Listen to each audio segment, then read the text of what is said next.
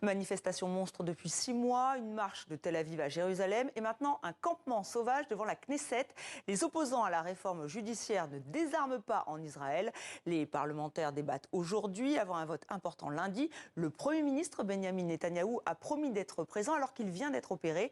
Nous sommes en direct de Jérusalem avec notre correspondant Stéphane Amar. Alors le bras de fer continue, vous êtes avec ces opposants, ils sont déterminés et votre invité ne va pas dire le contraire. Oui, vous le voyez derrière moi, il y a des centaines, des milliers de tentes, des gens qui sont venus de tout le pays, de Tel Aviv, du sud du pays, du nord, pour effectivement se rassembler, manifester en attente du vote dont vous avez parlé demain, d'un volet très important de cette loi très controversée, cette loi qui veut réformer le système judiciaire et la Cour suprême. Alors, je suis avec Eran, qui est un des manifestants. Pourquoi est-ce que vous manifestez? Pourquoi est-ce que vous êtes là aujourd'hui, Eran? Alors, je suis ici avec tous mes amis pour le futur de ce pays.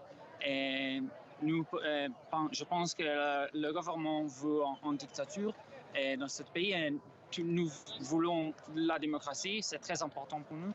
Et alors, personne ne va partir d'ici jusqu'à le gouvernement va retirer cette loi. Vous êtes étudiant en médecine, Ouais. Vous avez fini vos études, vous venez d'être diplômé. Pourquoi est-ce que vous êtes inquiet? Pourquoi vous avez peur? Ouais, alors je veux ma futur ici, c'est très important pour moi.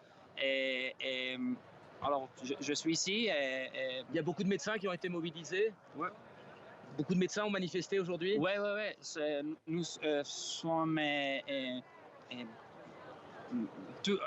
beaucoup de médecins de tous les hôpitaux dans Israël, de Tel Aviv, de Jérusalem, de Haïfa, et demain aussi. Et nous serons ici.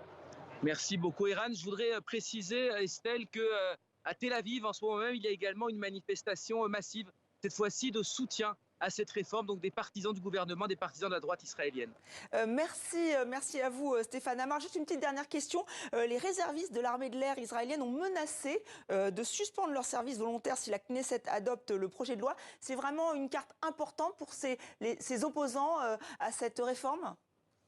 Oui, absolument, c'est une carte majeure même, puisque l'armée, vous le savez, ici, c'est quelque chose de quasiment sacré, qui fédère l'ensemble des Israéliens. Et ces dissensions au sein de l'armée, ces menaces des réservistes de ne plus servir à cause de cette réforme, eh bien, inquiètent beaucoup le gouvernement. Et très régulièrement, eh bien, le Premier ministre, le ministre de la Défense appellent les réservistes à cesser ces menaces d'insoumission parce qu'elles pourraient, disent-ils, mettre en danger la sécurité d'Israël. Merci Stéphane Amar en direct de Jérusalem. Merci à vous Eran d'avoir donc témoigné en direct pour 64 minutes.